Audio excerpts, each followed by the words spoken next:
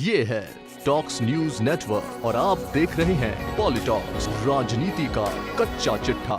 चुनाव, सत्ता, भीड़, रोड शो और जनसभाएं नेताओं के लिए कितने मायने रखती है, मौजूदा समय में देखा जा सकता है। नेताओं के भाषण सुनने के लिए मैदानों में भीड़ खचाखच भरी होनी चाहिए, तभी उन्हें अपना जनाधार समझ में आता है। वहीं दूसरी तरफ देश भर में जबरदस्त तेजी के साथ कोरोना वायरस के विकराल रूप लेने पर कई राज्य सरकारों ने भीड़ भाड़ और लोगों को एक जगह इकट्ठे होने पर पाबंदियां लगा दी है, लेकिन यह नियम फिलहाल बंगाल में लागू होते नहीं दिख रहे हैं।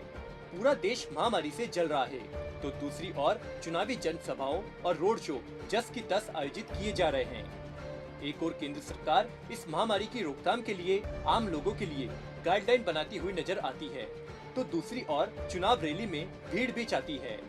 ऐसे में जाहिर है जब चुनाव होंगे तब जनता की भीड़ एक जगह जरूर इकट्ठा होगी, लेकिन राजनीतिक दलों के नेताओं को इस पर कोई आपत्ति नहीं है।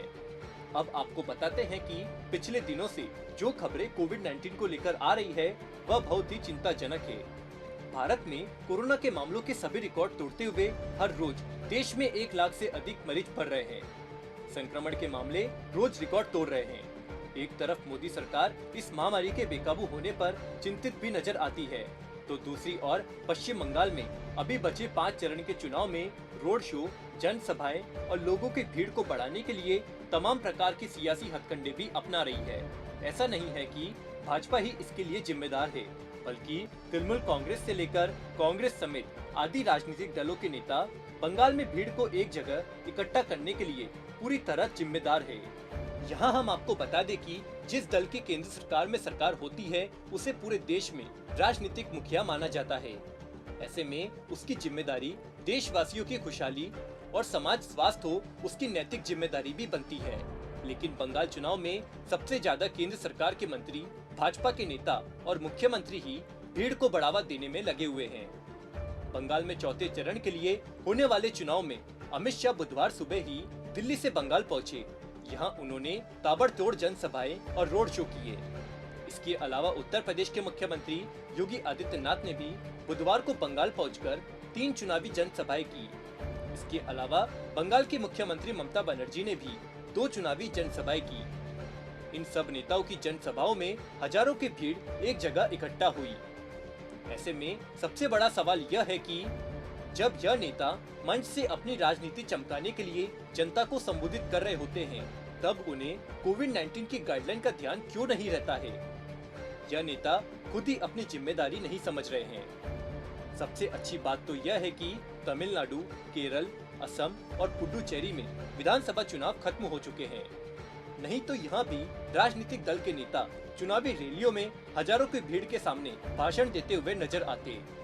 बता दें कि अभी बंगाल में 5 चरण के चुनाव बाकी है, यानी अभी इस राज्य में मैदान और पंडाल में नेता लोगों की भीड़ जरूर इकट्ठा करने के लिए पूरा दम लगाएंगे।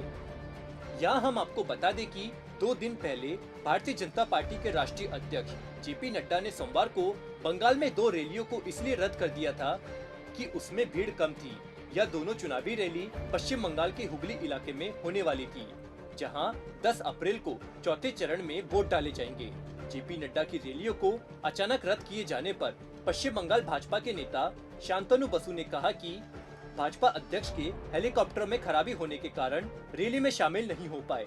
हालांकि कुछ नेताओं ने बताया कि संगठन के काम के चलते पार्टी अध्यक्ष नड्डा को कोलकाता में ही रुकना पड़ गया, जिसकी वजह से वो यहाँ नहीं आ सके। वहीं हुगली के कुछ स्थानीय भाजपा नेताओं ने कहा कि लोगों की कम भीड़ के कारण राष्ट्रीय अध्यक्ष जेपी नड्डा की रैली को रद्द करना पड़ा। वहीं दूसरी ओर बंगाल में विधानसभा चुनाव के बीच अब कूपन विवाद शुरू हो गया है। विपक्षी पार्टियों ने आरोप लगाया है कि भाजपा लोगों का समर्थन करने के लिए 1000 के कूपन बांट रही है। तृणमूल और लेफ्ट का कहना है कि भाजपा 1000 के कूपन के जरिए लोगों को अपने पाले में खींच रही है। दोनों पार्टियों के नेताओं ने कहा कि 1 अप्रैल को बंगाल के जियो नगर में मोदी की रैली में शामिल होने के लिए यह रकम दी गई है। इसके साथ ही भाजपा के पक्ष में वोट करने के लिए भी ये कूपन बांटे गए हैं। हालांकि भाजपा ने इन आरोपों से इनकार करते हुए कहा कि यह कूपन नहीं बल्कि उस डोनेशन की रसीद है जो समर्थकों ने दिए हैं। दूसरी ओर बसपा प्रमुख मायावती ने बुधवार को एक ट्वीट के माध्यम से अपील की है कि देश में कोरोना वायरस के बढ़ते प्रकोप को केंद्र व राज्य सरकारों के साथ साथ लोगों को भी इसे अति गंभीरता से लेने की जरूरत है, खासकर चुनावी रैली व रोड शो आदि में। कोरोना नियमों के घोर उल्लंघन के प्रति निष्क्रियता दुखद व चिंताजनक है। वहीं पंजाब में कोरोना के बढ़ते मामलों को देखते हुए मुख्यमंत्री कैप्टन अमरिंदर सिंह ने 30 अप्रैल तक सभी राजनीतिक रैलियों पर पूर्ण प्रतिबंध लगाने का आदेश दिया है और कहा कि अगर कोई नेता उल्लंघन करता है तो उसके खिलाफ केस दर्ज किया जाएगा। अमरिंदर सिंह का यह फैसला सराहनीय कहा जा सकता है, लेकिन यह भी सच है कि पंजाब में अगर इन दिनों कोई चुनाव हो रहे होते तो मुख्यमंत्री अमरिंदर सिंह के लिए शायद ऐसा फैसला लेना मुश्किल होता। ऐसे ही बसपा प्रमुख मायावती भी अगर बंगाल में प्रचार करने जाती तब वह भी नहीं चाहती कि मेरी चुनावी रैलियों में भीड़ कम हो। पॉलिटॉक्स ब्यूरो, दिल्ली। ये है टॉक्स न्यूज नेटवर्क और आप देख रहे हैं पॉलिटॉक्स, राजनीति का कच्चा चिट्ठा।